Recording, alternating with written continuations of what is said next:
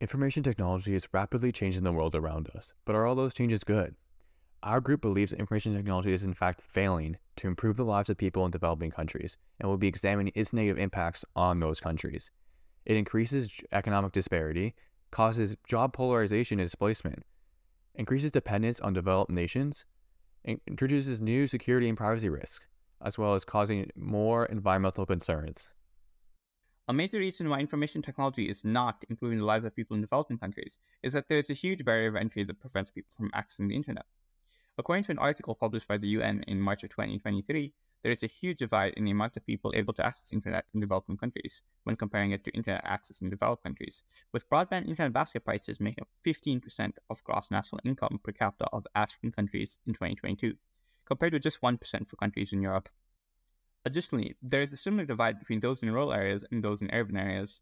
According to a document published by the International Telecommunication Union in 2020, internet access in urban areas is twice as high as in rural areas on average, and is nearly 5 times as high in countries in Africa.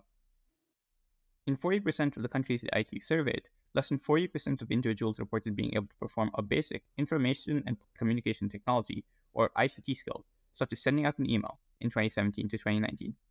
As the world becomes increasingly more digital, this knowledge divide between those with high ICT skills and those with low ICT skills will only increase and lead to a larger wealth gap in developing countries.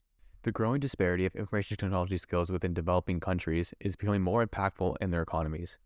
A significant concern of this is polarization of labor markets, which is now being observed there, which is a major cause in increasing wealth inequality. Traditionally, labor market polarization was only a concern in developed nations, leading to an increase in high skill and low skill jobs, but a shrinking in medium skill jobs.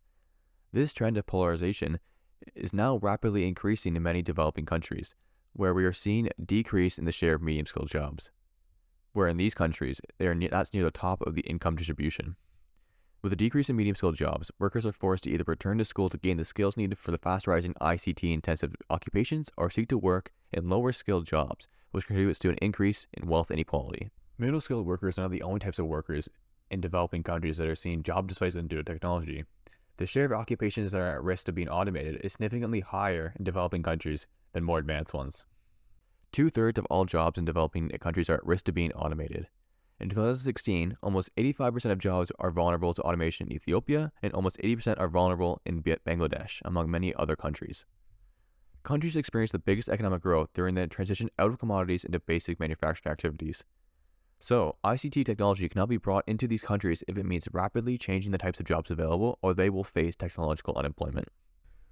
A push for more high-skilled workers is beneficial for the developmental and economic growth of developing countries. However, we are seeing an increase in skilled worker emigration.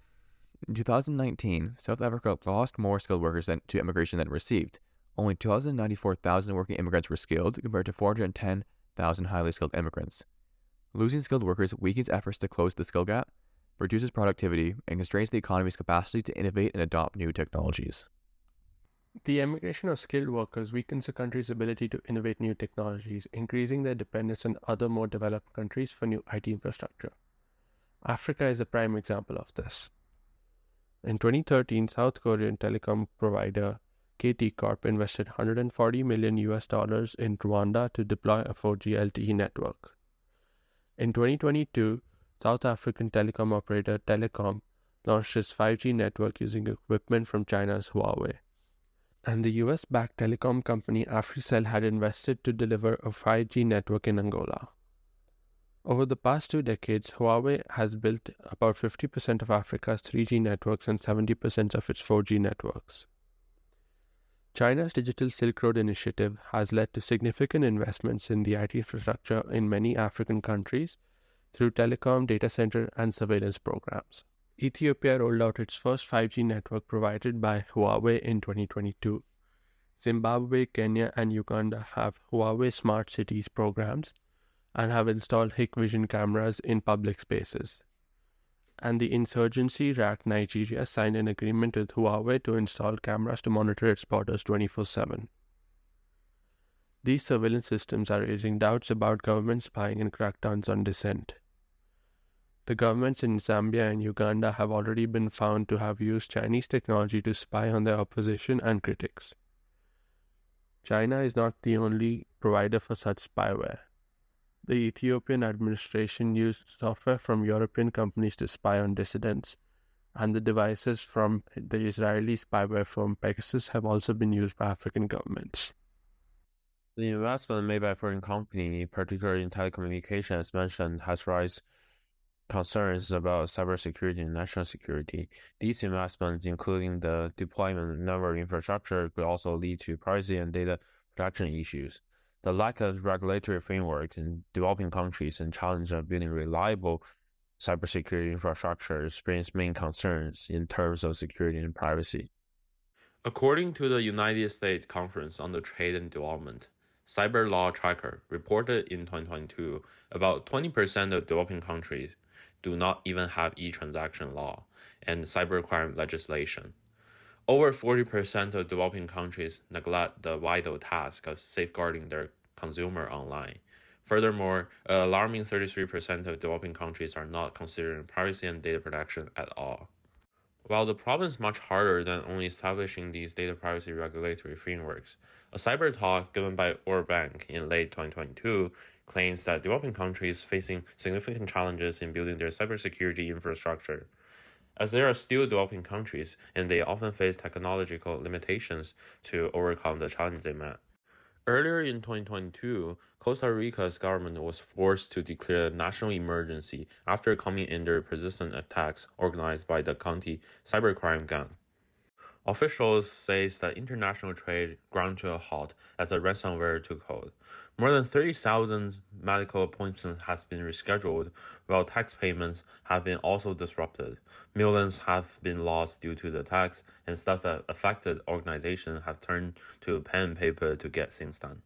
Even until now, financial institutes, business, and governments of Bangladesh, Philippines, Kenya, and other developing countries have become victims of ransomware and had their funds stolen.